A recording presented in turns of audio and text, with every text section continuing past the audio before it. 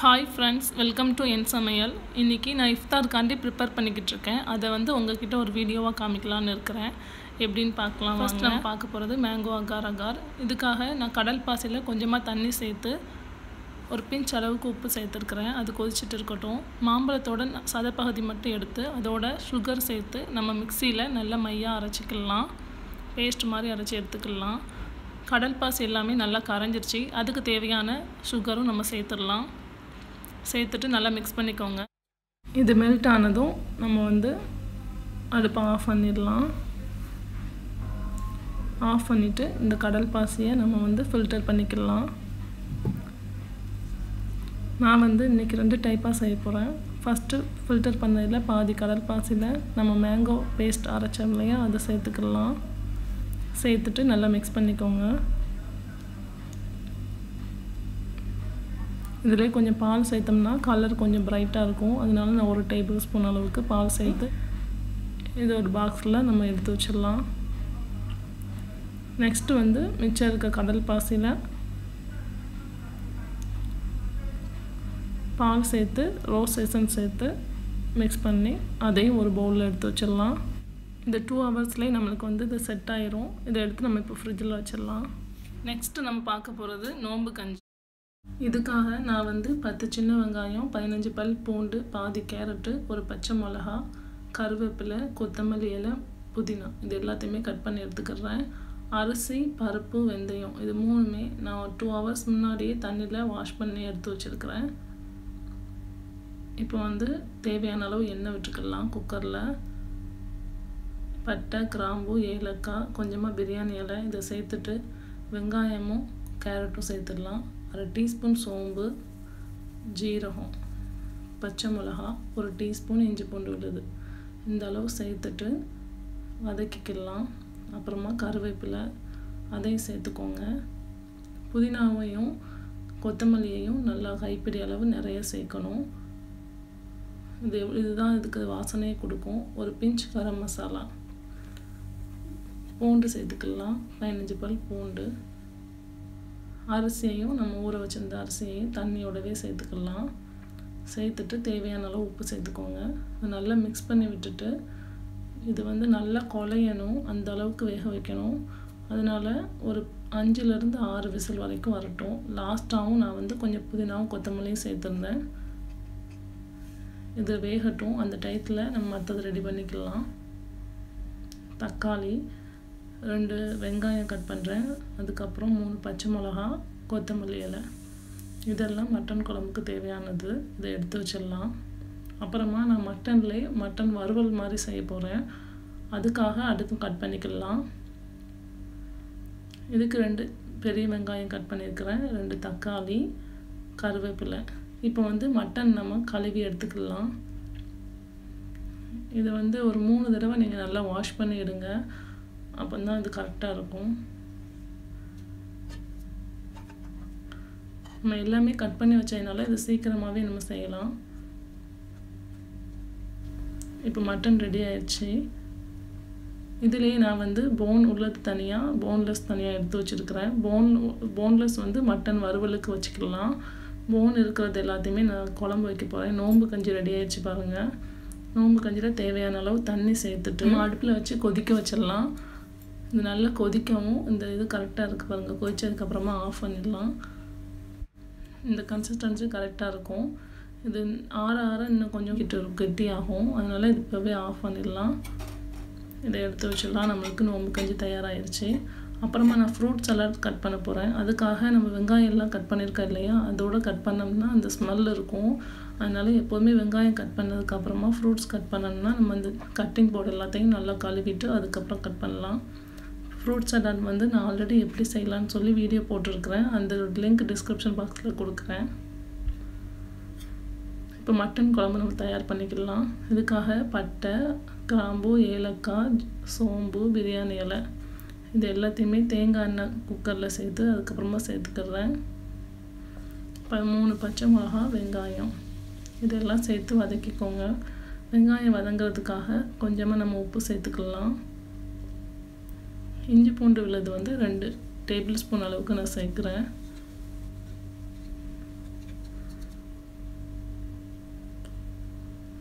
இதோட பச்சை வாசனை எல்லாம் போனதுக்கப்புறமா மல்லி இலை சேர்த்துக்கோங்க. மல்லி இலை சேர்த்துட்டு நம்ம தக்காளி சேர்க்க ஆரம்பிச்சிடலாம். தக்காளி வந்து நல்லா குழஞ்சி வர்ற அளவுக்கு வதக்கிக்கலாம். பார்த்திங்கன்னா தக்காளி எல்லாமே நல்லா குழஞ்சி வந்துருச்சு. இந்த டைத்தில் நம்ம வந்து மிளகாய்த்தூள், நான் வந்து வீட்டில் இருக்கிற நார்மல் மிளகாய்த்தூளும் காஷ்மீரி சில்லி பவுடர் ரெண்டுலேயுமே ஒரு ஸ்பூன் போட்டிருக்கிறேன். அப்புறமா மட்டன் சேர்த்துக்கலாம். போன் உள்ளது நான் சேர்த்துருக்குறேன். குழம்புங்கிறதுனால இதுக்கு தேவையான அளவு உப்பு சேர்த்துட்டு நல்லா மிக்ஸ் பண்ணி விட்டுருங்க. மிக்ஸ் பண்ணதுக்கப்புறமா தண்ணி நம்ம சேர்த்துக்கலாம். இதுக்காக தேவையான அளவு தண்ணி சேர்த்துட்டு இப்போவும் நல்லா மிக்ஸ் பண்ணிவிட்டு குக்கரை மூடி போட்டு ஒரு 4 விசில், 3லேருந்து 4 விசில் வரைக்கும் இதை வேக வச்சு எடுத்துக்கலாம்.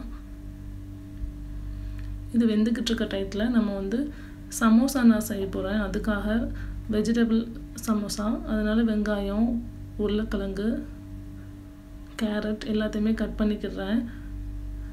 பட்டாணி வந்து நான் வந்து ஃப்ரோசன் பீஸ் தான் எடுத்துருக்கிறேன். 1/2 கப் தேங்காயில் 10 கேஷ்யூ நட் போட்டு நல்ல மையாக அரைச்சி எடுத்துக்கோங்க. மட்டன் வெந்துருச்சு. இது எப்படி இருக்குன்னு பார்க்கலாம். எண்ணெயெல்லாம் பிரிஞ்சு வந்து கரெக்டாக மட்டன் எல்லாம் நல்லா குக் ஆகிருக்கு. பார்த்தாலே உங்களுக்கு தெரியும். அடுத்ததாக 3 டீஸ்பூன் அளவுக்கு நான் கறி மசாலா தூள் சேர்க்குறேன். இதுக்கு பதிலாக நீங்கள் மல்லித்தூள் கூட சேர்த்துக்கலாம். இதை சேர்த்துட்டு இது ஒரு 2 நிமிஷம் நல்லா கொதிக்கட்டும். அப்போ தான் அதோட பச்சை வாசனை எல்லாம் மாறும். அது கொதித்ததுக்கப்புறமா நான் தேங்காய் சேர்த்துக்கிறேன். தேவையான அளவு தண்ணி சேர்த்துக்கோங்க. உங்களோட கன்சிஸ்டன்சி எந்த அளவுக்கு வேணுமோ அந்த அளவுக்கு தண்ணி சேர்த்துக்கோங்க. மல்லி இலையும் லாஸ்ட்டாக தூவி விட்டுடலாம். இது வந்து ஒரு நிமிஷம் நல்லா கொதிக்கட்டும். தேங்காய் ஃபுல்லாக கொதிக்கட்டும். உப்பு வந்து கொஞ்சம் கம்மியாக இருக்குங்கிறதுனால நான் இப்போ கொஞ்சம் எக்ஸ்ட்ரா உப்பு சேர்க்குறேன். நல்லா மிக்ஸ் பண்ணி விட்டு இது ஒரு நிமிஷம் கொதிக்கட்டும். கொதித்ததுக்கப்புறமா இதையும் ஆஃப் பண்ணி இறக்கி வச்சிடலாம். பார்த்திங்கன்னா உங்களுக்கு மட்டன் குழம்பு ரெடி ஆயிடுச்சு. லாஸ்ட்டாக மல்லி இலை தூவி இதையும் எடுத்து வச்சுக்கலாம்.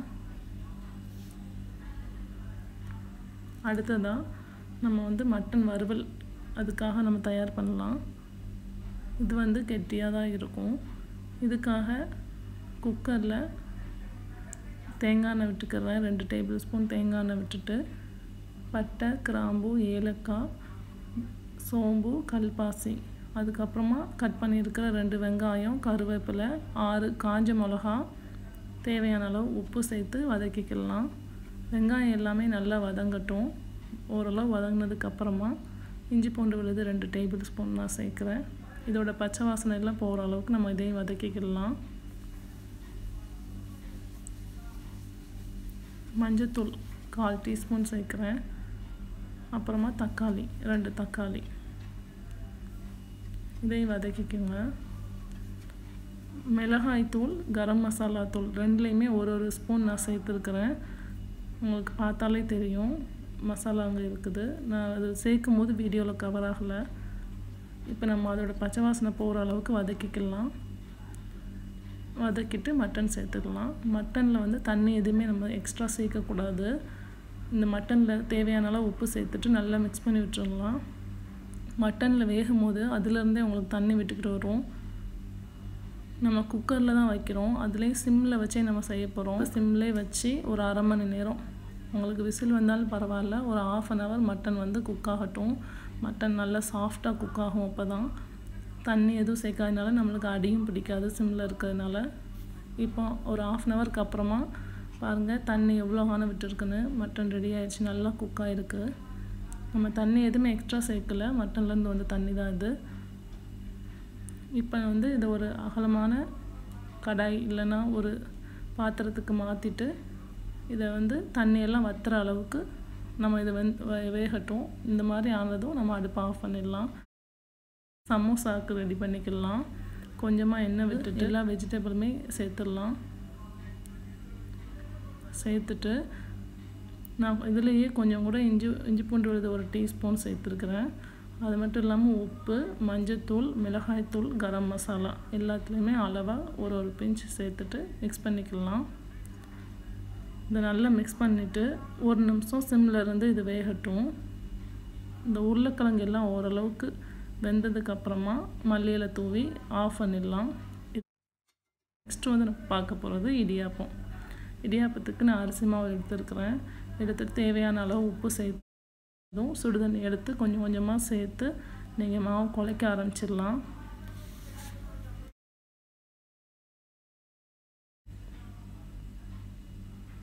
நான் வந்து கெஸ்ட் எல்லாம் வர்றதுனால நல்லா பெருசு பெருசாகவே புளிகிறேன்.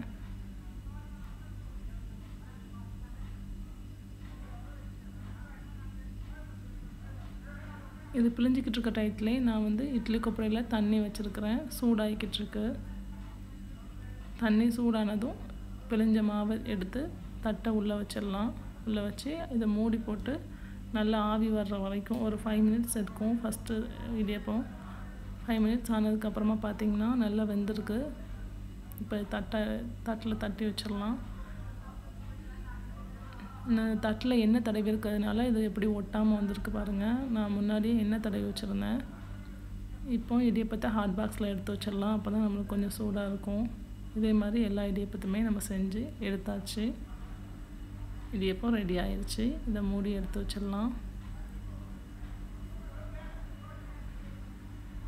அப்புறமா இந்த பாத்திரம்லாம் நிறைய சேர்ந்து கிடக்குது.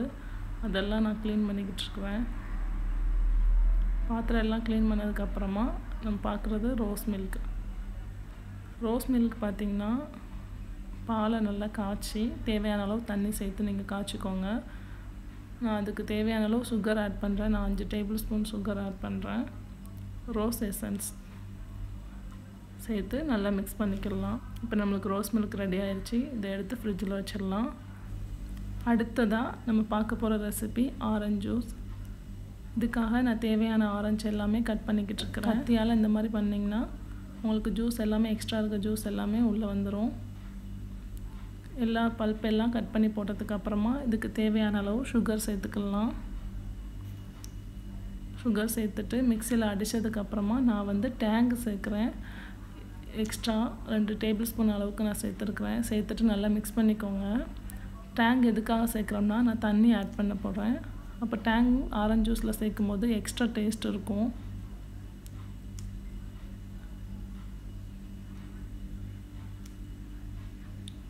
இது ரொம்ப நல்லா இருக்குங்க. இந்த ட்ரிங்க் வந்து ரொம்ப ரெஃப்ரெஷிங்காக இருக்கும்.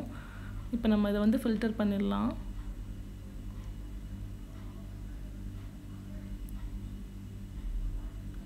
ஆரஞ்சு வந்து ரொம்ப புளிக்கிறது மாதிரி இருந்ததுன்னா சுகர் அதிகமாக சேர்த்துக்கோங்க.